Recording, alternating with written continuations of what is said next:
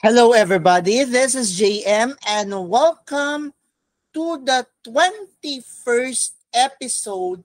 And not only that, it's our 75th episode overall for our podcast show, the 21st episode of the second season, and the 75th episode overall of our podcast show of Relax.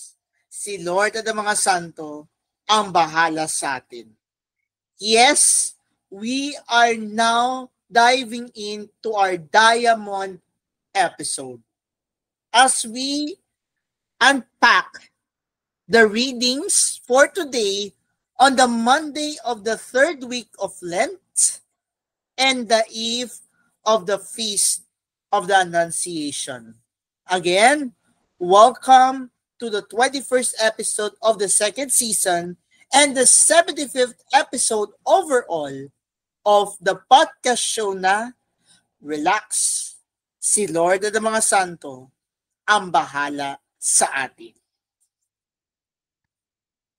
Let us now focus on the readings for today on March 24, Monday of the third week of Lent. Our first reading is taken from the second book of Kings, chapter 5, verses 1 to 15 AB. Again, our first reading is taken from the second book of Kings, chapter 5, chapter 5, verses 1 to 15 AB. A proclamation from the second book of Kings. Naaman, the army commander of the king of Aram, was highly esteemed and respected by his master, for through him the Lord had brought victory to Aram. But valiant as he was, the man was a leper. Now, the Arameans have captured in a raid on the land of Israel a little girl who became the servant of Naaman's wife. If only my master would present himself to the prophet in Samaria, she said to her mistress. He would cure him of his leprosy. Naaman went and told his lord what the slave girl from the land of Israel had said. Go, said the king of Aram. I will send along a letter to the king of Israel. So, Naaman set out, taking along 10 silver talents, 6,000 gold pieces, and 10 festal garments. To the king of Israel, he brought the letter, which read, with this letter, I am sending my servant Naaman to you, that you may cure him of his leprosy. When he read the letter, the king of Israel tore his garments and exclaimed, Am I a God with power over life and death, that this man should send someone to me to be cured of leprosy? Take note. You can see he's only looking for a quarrel with me. When Elisha, the man of God, heard that the king of Israel had torn his garments, he sent word to the king. Why have you torn your garments? Let him come to me and find out that there is a prophet in Israel. Naaman came with his horses and chariots and stopped at the door of Elisha's house. The prophet sent him the message, Go and wash 7 times in the Jordan, and your flesh will heal, and you will be clean. But Naaman went away angry, saying, I thought that he would surely come out and stand there to invoke the Lord his God, and would move his hand over the spot and thus cure the leprosy. Are not the rivers of Damascus, the Abana, and the Pharpar, better than all the waters of Israel? Could I not wash in them and be cleansed? With this, he turned about in anger and left. But his servants came up and reasoned with him. My father, they said, if the prophet had told you to do something extraordinary, would you not have done it? All the more now, since he said to you, wash and be clean, should you do as he said. So Naaman went down and plunged into the Jordan 7 times at the word of the man of God. His flesh became again like the flesh of a little child, and he was clean. He returned with his whole retinue to the man of God. On his arrival, he stood before him and said, now I know that there is no God in all the earth except in Israel. The word of the Lord. Thanks be to God. Our response to the responsorial psalm for today is, athirst is my soul for the living God. When shall I go and behold the face of God? Please repeat. Athirst is my soul for the living God. When shall I go and behold the face of God? As the hind longs for the running waters, so my soul longs for you, O God.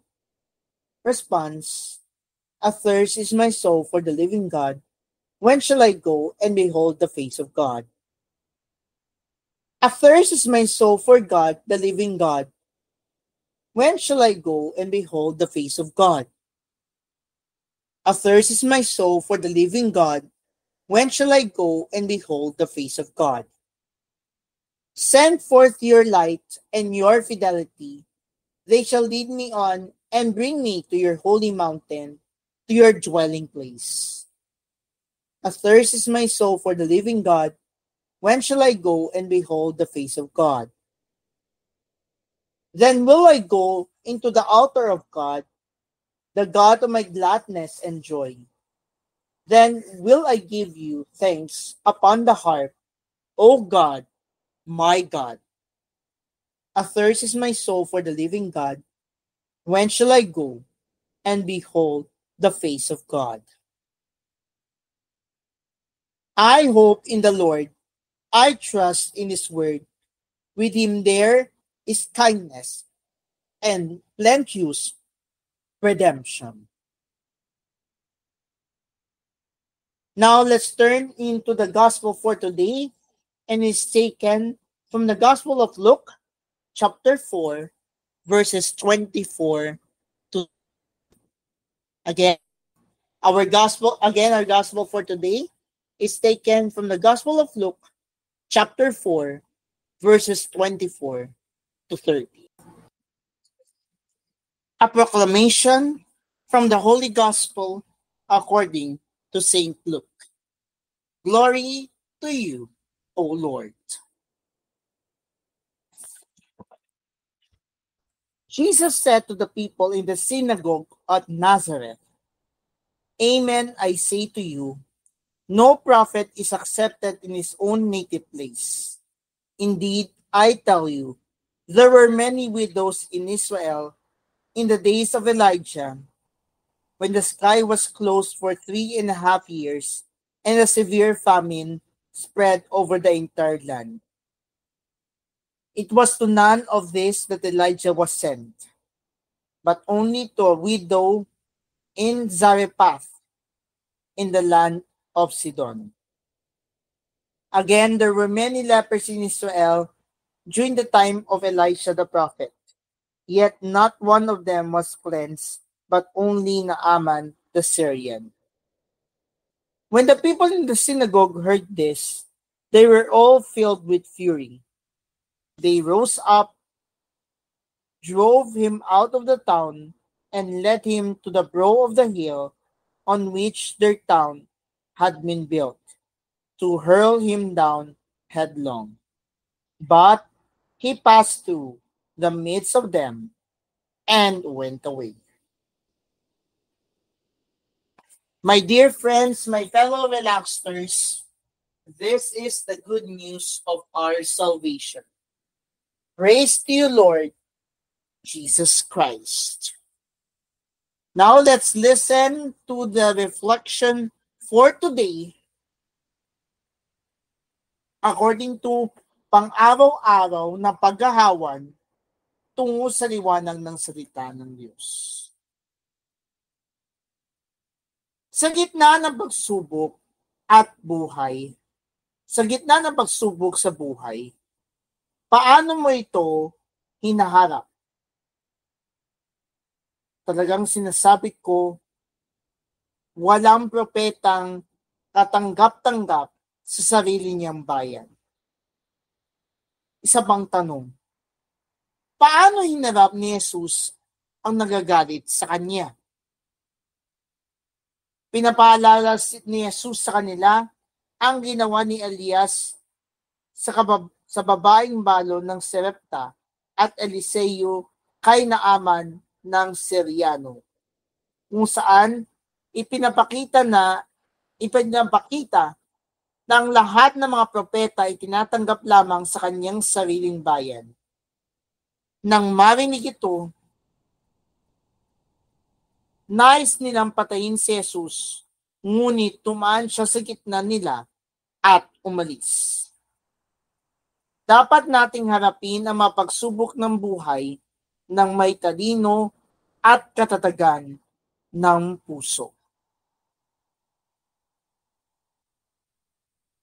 Let's have a short, simple prayer as we close our diamond episode of our show, Relax. Si Lord at ang mga santo ang bahala sa atin. In the name of the Father, and of the Son, and of the Holy Spirit. Amen. Panginoon, patnubayan mo po kami sa bawat pagsubok sa buhay. Mary, the humblest servant of the Lord, free me from my proud ways. Amen. In the name of the Father, and of the Son, and of the Holy Spirit. Amen. We thank everyone for those who have joined us since day 1 until our day 75. Yes. 75 days na tayo nagkakasama-sama. Nakaroon lang ng konting aberya sa ilang episodes, pero nakakaapat na tayo ng 75 episodes ngayong araw na to. Maraming salamat sa walang sawang suporta ninyo sa aming palatuntunan na Relax. Si Lord at ang mga santo ang bahala sa atin. Tomorrow will be a very special episode because we will commemorate the important feast of Mary. And that's the feast of the Annunciation. There will be 2 readings for tomorrow, and we will listen to them as well as a gospel, the famous gospel of the Annunciation, taken from the Gospel of Luke, chapter 1, verses 26 to 38. This is JM reminding you to free us from our proud ways. May you have a blessed Monday ahead of you, and God bless.